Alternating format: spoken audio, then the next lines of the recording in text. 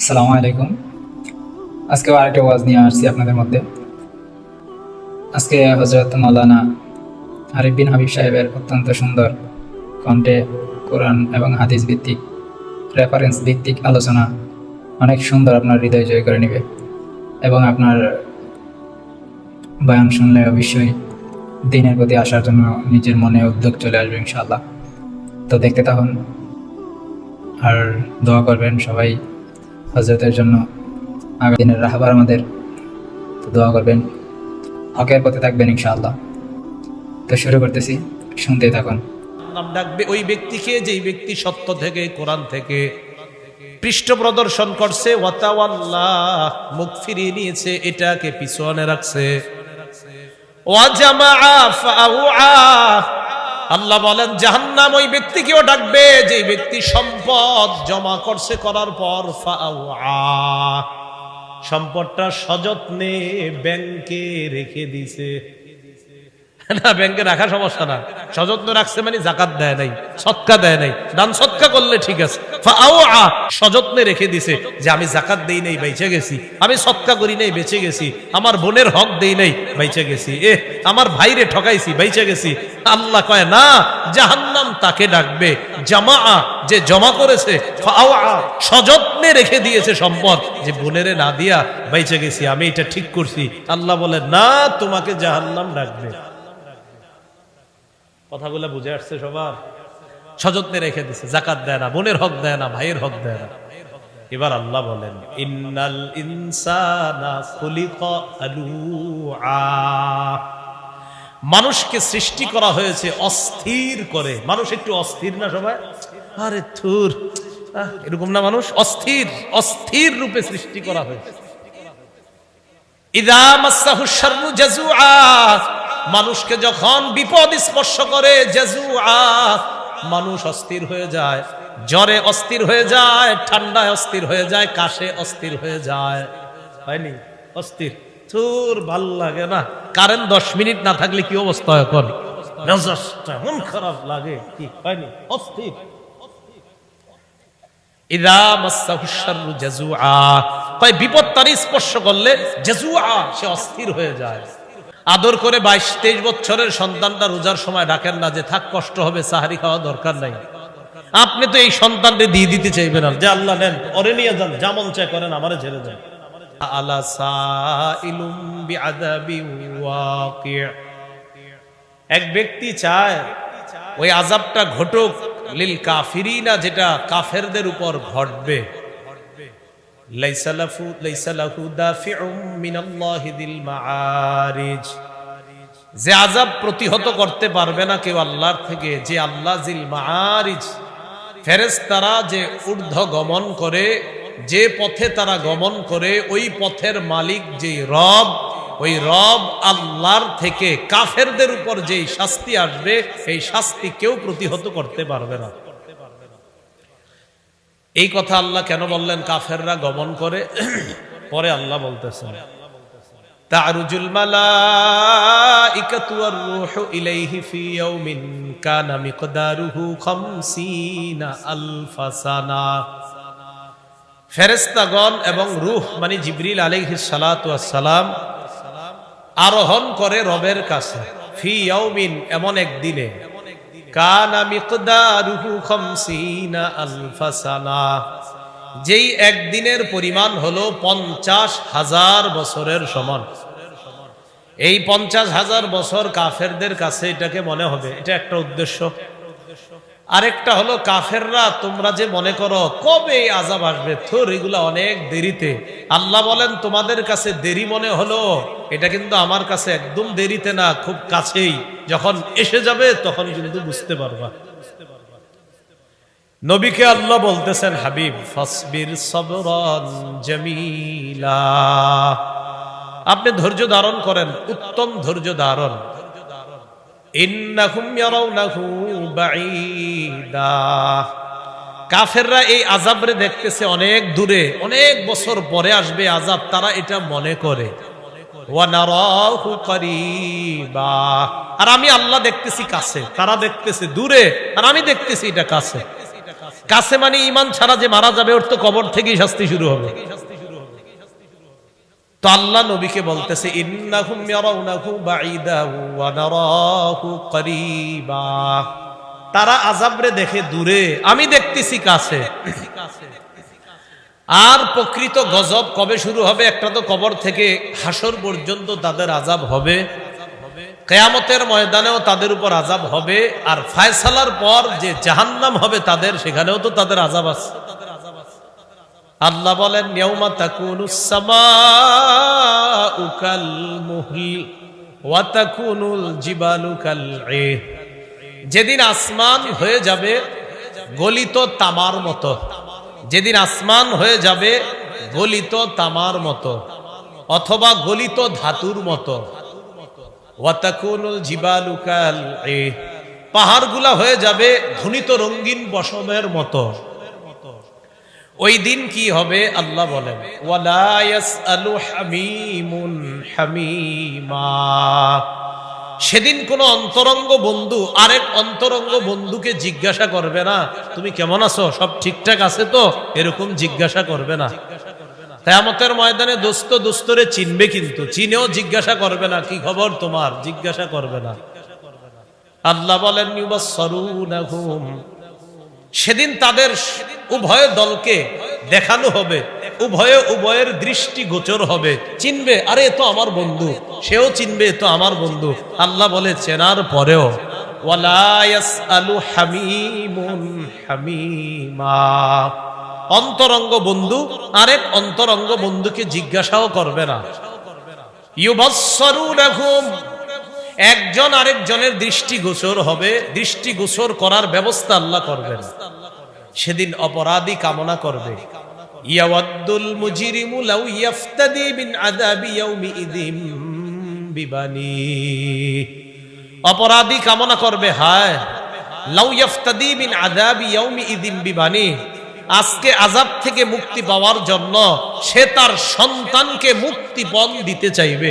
সে মনে মনে চিন্তা করবে আজকে যদি আমার সন্তানকেও মুক্তিপণ হিসাবে আল্লাহ নেয়, আমি সন্তানরে আল্লাহর কাছে মুক্তিপণ দিয়ে দিব, আল্লাহ বিনিময়ে ওরে আযাব দেন, আমারে মাফ করে দেন। সন্তানরে দিয়ে দিও মুক্তিপণ, আল্লাহ ওরে রাখেন, আমারে মুক্তি দেন। লাউ ইয়াফতাদি মিন আযাবি ইয়াউমিইযিম বিবানি, সেদিন সন্তানকে মুক্তিপণ দিয়ে দিতে চাইবে। ওয়া সাহিবাতিহি, বিবিরেও মুক্তিপণ দিয়ে দিতে চাইবে। প্রয়োজনে বিবিরে তুমি পুরাও, আল্লাহ তুমি আমারে মাফ করে দাও। সন্তান মুক্তিপণ নিয়ে নাও, বিবি আমি মুক্তিপণ দিয়ে দিব মনে মনে ভাববে। ওয়া আখিহি, ভাইকে মুক্তিপণ দিয়ে দিতে চাইবে।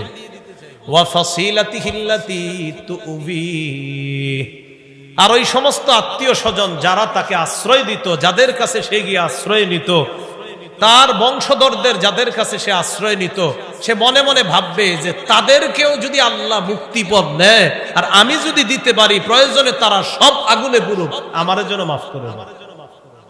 সবাই কামনা করবে অপরাধীরা। শেষে আল্লাহ বলেন ওয়ামান ফিল আরদি জামিআন সুম্মা ইউনজি, মনে মনে কামনা করবে প্রয়োজনে যদি দুনিয়ার সবাইরেও আল্লাহ জাহান্নামে দিয়ে আমারেও যদি মুক্তিপণ দিয়ে দেয়, এটারও যদি সুযোগ থাকে আমি এই সুযোগ নেওয়ার চেষ্টা করব। দেখছেন, প্রয়োজনে সবাই জাহান্নামে পুরুক, সবাইরে প্রয়োজনে মুক্তিপণ আল্লাহ যদি ব্যবস্থা করে যে দুনিয়ার সব তোমারে দিলাম, তুমি তাদেরকে আমার কাছে মুক্তিপণ দাও, বিনিময়ে তুমি মুক্তি পেয়ে যাইবা, সে কামনা করবে প্রয়োজনে সারা দুনিয়ার যত মানুষ আছে যা আছে সব আমারে যদি আল্লাহ দেয়, আর যদি বলে আল্লাহ যে তুমি আমারে এইগুলা দিয়ে দিলে তোমারে মুক্তি দিব, আমি দুনিয়ার সবাইরে দিয়ে দিব, আল্লাহ যা মন চায় তাদেরকে করেন, আমারে মুক্তি দিয়ে দেন। কি বুঝে আসলো? মাঝে মাঝে আদর করে যে সন্তানরে ফজরের সময় ডাকেন না, কোন সন্তানরে ডাকেন না? আদর করে 22-23 বছরের সন্তানটা রোজার সময় ডাকেন না যে থাক কষ্ট হবে, সাহারি খাওয়া দরকার নাই। আপনি তো এই সন্তানরে দিয়ে দিতে চাইবেন না যে আল্লাহ নেন, ওরে নিয়ে যান, যেমন চাই করেন, আমারে ছেড়ে যান। এবার আল্লাহ বলেন কাল্লা, কখনো না। তোমার মুক্তির বিনিময়ে তোমার বন্ধুরেও নিব না, তোমার ভাইকেও নিব না, তোমার স্ত্রীকেও নিব না, সারা দুনিয়ার কাউকে আমি নিব না, মুক্তিবন নিব না। আমি তোমার কাছে এর চাইতে সহজ জিনিস চেয়েছিলাম, ওটাই তুমি আমাকে দাও নাই। সহিহ বুখারীর বর্ণনা 6338 নম্বর হাদিস। ইউজাউ বিল কাফির ইয়াউমাল কিয়ামাহ, কিয়ামতের ময়দানে কাফেরকে আনা হবে। আনার পর কাফেরকে বলা হবে লাউ কানা লাকা মিলউল আরদি যাহাবা আকুনতা তাফতাদি বি, সারা দুনিয়াটা স্বর্ণ বানায়া এই স্বর্ণ যদি তোমারে দিয়ে দিই তুমি আমারে মুক্তিবন দিবা? কাফের বলবে হ্যাঁ, পুরা দুনিয়া পরিমাণ স্বর্ণ যদি আমারে দেন তাও আমি পুরা দুনিয়া পরিমাণ স্বর্ণ আল্লাহ আপনারে দিয়ে দিব, আমারে মুক্তি দিয়ে দেন। আল্লাহ বলে ওয়াকাদ কুনতা সুইলতা মা হুয়া আইসার, তোমার কাছে আরো সহজ জিনিস চাওয়া হয়েছিল, এটাই তুমি দাও নাই। খালি যদি বলতা আমি আল্লাহ ছাড়া কোনো ইলাহ নাই, এই বিশ্বাস নিয়ে যদি আসতা, একদিন না একদিন তোমারে জান্নাত দিব। তুমি এটা করো নাই। তো আল্লাহ বলতেছেন ওমান ফিল আরদি জামিআন সুম্মা ইউনজি, আল্লাহ বলে কাল্লা ইন্নাহা লাযা, কখনো না জাহান্নামের মধ্যে তোমারই যেতে হবে। ইন্নাহা লাযা, আল্লাহ বলেন জাহান্নামের আগুন হলো লেলিহান অগ্নিশিখা। নাজ্জাআতাল লিশশাওয়া, নাজ্জা উপরে ফেলবে, খসে দিবে চামড়াকে, শাওয়া চামড়া। আরেক তাফসীরে আছে মাথার খুলি পর্যন্ত উঠায় ফেলবে আগুন। নাজ্জাআতাল লিশশাওয়া, আল্লাহ বলেন চামড়া খসে দিবে, চামড়া উপরে ফেলবে। তাদউ মান আদবারা ওয়া তাওয়াল্লা, আগুন আল্লাহরে বলবে আল্লাহ ওই ব্যক্তিরে আমার কাছে তাড়াতাড়ি দাও যে ব্যক্তি দুনিয়ার মধ্যে সত্য থেকে মুখ ফিরিয়ে নিছে। তাদউ, আগুন আহ্বান করবে, তাদউ, আগুন আহ্বান করবে। মান আদবারা, যে ব্যক্তি পৃষ্ঠ প্রদর্শন করেছে, ওয়া তাওয়াল্লা, যে ব্যক্তি দুনিয়াতে পৃষ্ঠ প্রদর্শন করেছে, মুখ ফিরিয়ে নিছে সত্য থেকে, আগুন ডাইকে বলবে আল্লাহ ওটারে তাড়াতাড়ি আমার মাঝে দেন। আল্লাহ কি বলে দেখেন কোরআনে আছে, আল্লাহ বলেন হালিম তালাতি ওয়া তাকুলু হাল মিম মাজিদ। জাহান্নাম রে আল্লাহ বলবে জাহান্নাম পূর্ণ হয়েছে, তুমি কি পরিপূর্ণ হয়েছো? তোমার মাঝে কি যেই পরিমাণ দেওয়া হয়েছে তুমি পরিপূর্ণ তো? জাহান্নাম বলবে হাল মিম মাজিদ, আল্লাহ আরো আসেনি দেন। আল্লাহ বলবে হালিম তালাতি, এই তুমি কি পরিপূর্ণ হয়েছো জাহান্নামকে? জাহান্নাম বলবে হাল মিম মাজিদ, আল্লাহ আরো আসেনি, আরো দেন। এই 26 নম্বর পারা কি সুন্দর করে আল্লাহ বলতেছেন ইয়াউমা নাকুলু লিজাহান্নামা হালিম তালাতি ওয়া তাকুলু হাল মিম মাজিদ ওয়া উজলিফাতিল জান্নাতু লিল মুত্তাকিনা গায়রা বাঈদ। সূরা কাফের 30 নম্বর আয়াতে আল্লাহ বলেন ইয়াউমা নাকুলু লিজাহান্নাম, যেদিন আমি জাহান্নামকে বলবো হালিম তালাতি, এই জাহান্নাম হয়েছে তোমার, পরিপূর্ণ হয়েছে, আরো লাগবে? জাহান্নাম বলবে হাল মিম মাজিদ, আল্লাহ আরো আছে, আরো দেন। তো বলছিলাম পুরা দুনিয়া দিয়েও মাপ পাওয়া যাবে না। ছেলে দিবেন না, মাপ পাওয়া যাবে না। যে ছেলে নিয়ে নাও আল্লাহ, মেয়ে নিয়ে নাও, আমার স্ত্রী নিয়ে নাও, আমার ভাই নিয়ে নাও, আল্লাহ দুনিয়ার সব নিয়ে নাও, আমারে মুক্তি দিয়ে দাও, এদেরকে যা মন চায় করো, আমারে আযাব দিও না। আল্লাহ কয় কাল্লা, কখনো না, ইন্নাহা লাযা, এটা লেলিহান অগ্নিশিখা, নাজ্জাআতাল লিশশাওয়া, তোমার শরীরের সব চামড়া উপরে ফেলবে, মাথার খুলি পর্যন্ত এটা উপরে ফেলবে। তাদউ মান আদবারা ওয়া তাওয়াল্লা, জাহান্নাম ডাকবে ওই ব্যক্তিকে যেই ব্যক্তি সত্য থেকে, কোরআন থেকে পৃষ্ঠ প্রদর্শন করছে, ওয়া তাওয়াল্লা, মুখ ফিরিয়ে নিয়েছে, এটাকে পিছনে রাখছে। ওয়া জামাআ ফাআউআ, আল্লাহ বলেন জাহান্নাম ওই ব্যক্তিকেও ডাকবে যেই ব্যক্তি সম্পদ জমা করছে, করার পর ফাআউআ, সম্পদটা সযত্নে ব্যাংকে রেখে দিছে। না, ব্যাংকে রাখা সমস্যা না, সযত্ন রাখছে মানে জাকাত দেয় নাই, সদকা দেয় নাই, দান সদকা করলে ঠিক আছে। সযত্নে রেখে দিছে যে আমি জাকাত দেই নাই, বেঁচে গেছি, আমি সদকা করি নাই, বেঁচে গেছি, আমার বোনের হক দেই নাই, বেঁচে গেছি, আমার ভাইরে ঠকাইছি, বেঁচে গেছি। আল্লাহ কয় না, জাহান্নাম তাকে ডাকবে জামা, যে জমা করেছে, সযত্নে রেখে দিয়েছে সম্পদ, যে বোনেরে না দিয়া বেঁচে গেছি, আমি এটা ঠিক করছি। আল্লাহ বলে না, তোমাকে জাহান্নাম ডাকবে। কথাগুলো বুঝে আসছে সবার? সযত্নে রেখে দিছে, জাকাত দেয় না, বোনের হক দেয় না, ভাইয়ের হক দেয় না। এবার আল্লাহ বলেন, ইন্নাল ইনসানা খুলিকা হালুআ, মানুষকে সৃষ্টি করা হয়েছে অস্থির করে। মানুষ একটু অস্থির না সবাই?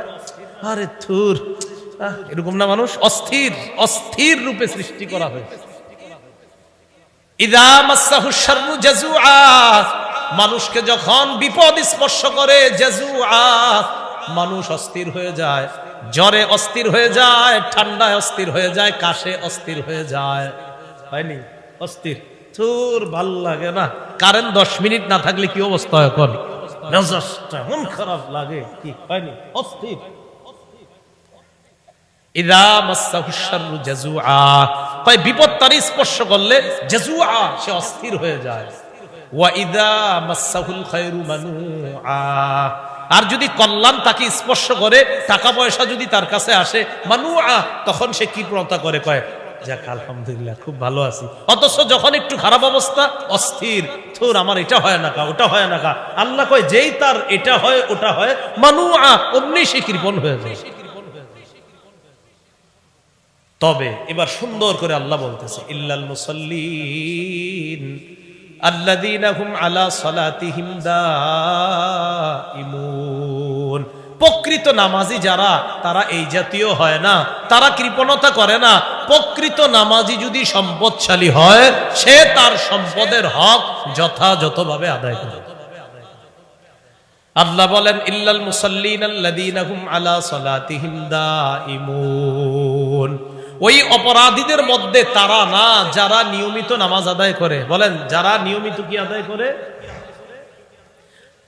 আল্লাযীনা হুম আলা সালাতিহিম দাঈমুন ওয়াল্লাযীনা ফী আমওয়ালিহিম হাক্কুম মা'লুম লিস-সাইলি ওয়াল মাহরুম, যারা নিয়মিত নামাজ আদায় করে, যাদের সম্পদের মধ্যে নির্ধারিত হক রয়েছে, লিস-সাইলি, যে চায় তার জন্য, ওয়াল মাহরুম, এবং বঞ্চিত ব্যক্তির জন্য। পার্থক্য কি?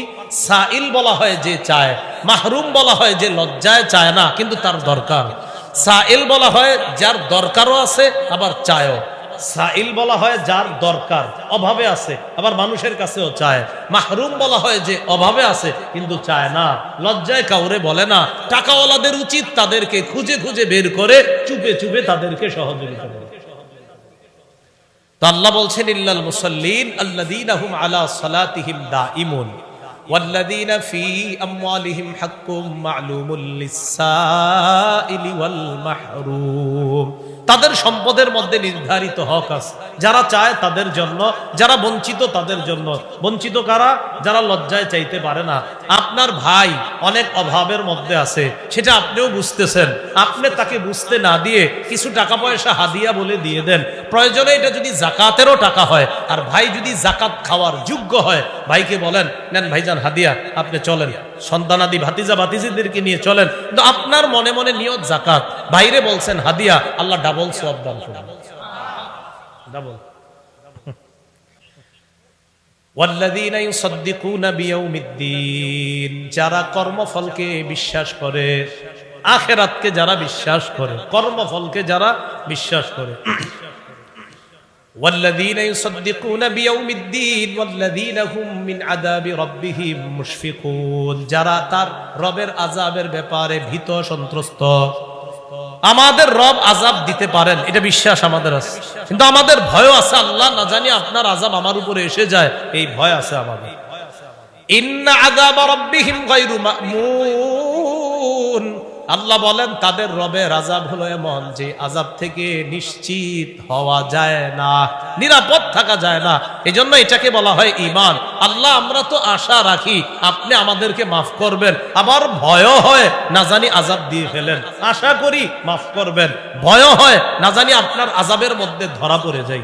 বুঝে আসছে সবার? তো নামাজি যারা, তারা তাদের হক আদায় করে, সম্পদের হক আদায় করে, তারা এটা বিশ্বাস করে যে রব আযাব দিতে পারেন, এই ভয়ও তারা করে। এরপরে আল্লাহ পাক রব্বুল আলামিন বলেন ইন্না আযাবা রাব্বিহিম গায়রু মা'মুন ওয়াল্লাযীনা হুম লিফুরুজিহিম হাফিজুন, যারা তাদের লজ্জাস্থানকে হেফাজত করে, ইল্লা আলা আজওয়াজিহিম আও মা মালাকাত আইমানুহুম ফাইন্নাহুম গায়রু মালুমিন। স্ত্রী ছাড়া, আর একটা যুগে আপনার দাসদাসীর প্রথা ছিল, তো স্ত্রী এবং যাদের সাথে আপনার সম্পর্ক করা বৈধ, তারা ছাড়া অন্য কারো থেকে যারা নিজেদের লজ্জাস্থানকে হেফাজত করে, ফাইন্নাহুম গায়রু মালুমিন, তারা নিন্দিত হবে না, তারা তিরস্কৃত হবে না। তো যাই হোক, নামাজীদের এখানে আরেকটা গুণ, যারা আল্লাহর আযাবে পড়বে না, যারা তাদের লজ্জাস্থানকে হেফাজত করে। লজ্জাস্থান কোনো গুনাহের মধ্যে যারা লাগায় না। আল্লাহ আমাদের সকলের লজ্জাস্থান যেন আমরা সর্বপ্রকার গুনাহ থেকে হেফাজত করতে পারি, আল্লাহ তৌফিক দান করেন। فَمَنِ ابْتَغَى وَرَاءَ ذَلِكَ فَأُولَئِكَ هُمُ الْعَادُونَ।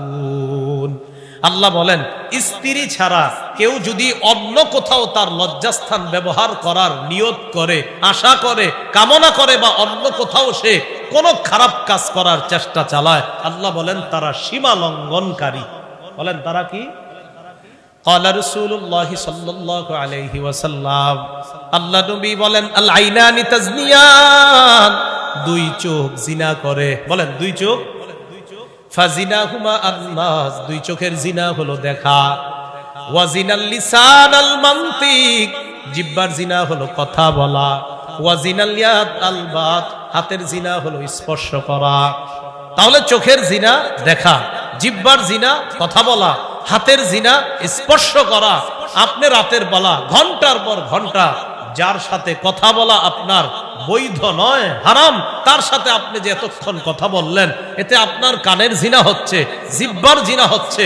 পাশাপাশি রাসূল বলেন ওয়ান নাফসু তামান্না ওয়া তাশতাহি, অন্তর কল্পনা করে, এটা অন্তরের জিনা।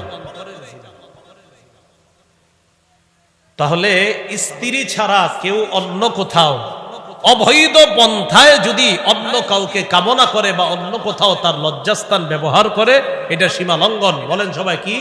সীমা লঙ্ঘন। এই জন্য অভিভাবক যারা আছেন, আপনারা একটু খবরদারি করবেন। সন্তানরে এমন জিনিস কিনা দিছেন, ওইটা রাত 10টা 11টার পরে দেখবেন দরজা লাগায়া দেয়, আর খোলেন, আপনি ভাবছেন তাহাজ্জুদ পরে ভিতরে, আপনি জানেন না। খুব সতর্কতা অবলম্বন করুন। হয়তো তাহাজ্জুদ পরে ভাবেন না হয় অঙ্ক মিলাইতেছে, যে ছেলেটা অঙ্ক করতেছে খুব, তো রেজাল্টের এই অবস্থা হয়। আল্লাহ আমাদেরকে বুঝার তৌফিক দান করেন। তা আল্লাহ বলেন ওয়াল্লাযীনা হুম লিআমানাতিহিম ওয়া আহদিহিম রাউন, যারা তাদের আমানত এবং অঙ্গীকার রক্ষা করে, আমানত রক্ষা করে, অঙ্গীকার রক্ষা করে। ওয়াল্লাযীনা হুম বিশাহাদাতিহিম কায়িমুন, যারা ন্যায়ের পক্ষে সাক্ষ্য নিয়ে উপস্থিত হয়ে যায়, ইনসাফের পক্ষে যারা সাক্ষী দেয়। বলেন এটা কিসের পক্ষে? ইনসাফ, যারা ইনসাফের পক্ষে সাক্ষী দেয়। ওয়াল্লাযীনা হুম বিশাহাদাতিহিম কায়িমুন, যারা ইনসাফের পক্ষে সাক্ষী দেয়। ওয়াল্লাযীনা হুম আলা সালাতিহিম ইউহাফিজুন। এই কথাটার আলোচনা করার জন্য এই সবগুলো কইতেছি। শেষে যেটা কইলাম আল্লাযীনা হুম আলা সালাতিহিম ইউহাফিজুন, যারা তাদের নামাজগুলা আদায়ে যত্নবান হয়। নামাজ আদায়ে কি হয়? বলেন সবাই কি হয়? যত্নবান। কথার কথা, আজকে আপনাদের মাহফিলে আসলাম, এখন এশার নামাজ আছে, এর আগে ছিল মাগরিবের নামাজ। এখন যারা ভলান্টিয়ার ছিলেন আপনারা, আমি বলছি না নাউজুবিল্লাহ, কথার কথা, ভলান্টিয়ার ভাইদের জন্য এমন না হয় যে হুজুররে রিসিভ করার টেনশনে আজকে মাগরিবও পড়ি না, এশাও পড়ি না। কথার কথা, এটা এরকম হয় যে না। বর বুঝাইলাম আর কি, যে নামাজের প্রতি যত্নবান মানে কি? কেন আপনার আগামীকাল আমি প্রশ্ন করলাম, আচ্ছা গতকালকে মাগরিব এশা পড়েছেন, হুজুরে রিসিভ করতে গিয়া মাগরিব আর এশা পড়তে ভুলে গেছে। হ্যাঁ, তা আপনি তো নামাজের প্রতি যত্নবান হলেন না। হুজুর পরে নামাজ আগে, হ্যাঁ পুরা দুনিয়া পিছনে নামাজ আগে, আপনি কি করলেন? বিষয়টা বুঝাইতে চাইলাম নামাজের প্রতি যত্নবান হওয়া। কোরবানির দিন জোহরের পর আসরের সময় হয়ে গেছে, আপনারা জিজ্ঞাসা করলো কি ব্যাপার তোমার, আজকে জোহরে মসজিদে দেখলাম না, গোস্ত করতে করতে ভুলে গেছি জোহর। কি হইলো ঘটনা? ওয়াল্লাযীনাহুম আলা সালাতিহিম ইউহাফিজুন। আল্লাহ পাক রব্বুল আলামিন বলেন, সাধারণত নামাজের ক্ষেত্রে অলসতা যারা করে তারা হলো মুনাফিক। কারা বলেন সবাই? বুঝলাম না, আওয়াজটা দিয়ে আসতে হয়ে যায় সবার। নামাজে যারা অলসতা করে তাদেরকে আল্লাহ কোরআনে কি বলছে? সমস্যা না, আপনারা সবাই, আপনারা তো বিশ্বাস আছে সবাই নামাজ পড়েন, বাকি মসজিদে পড়েন না কেন? ওই যে সাপ আর কুকুরের ভয় হয়তো মসজিদে যান না, আপনি বাসায় তো পড়েন, বিশ্বাস আছে।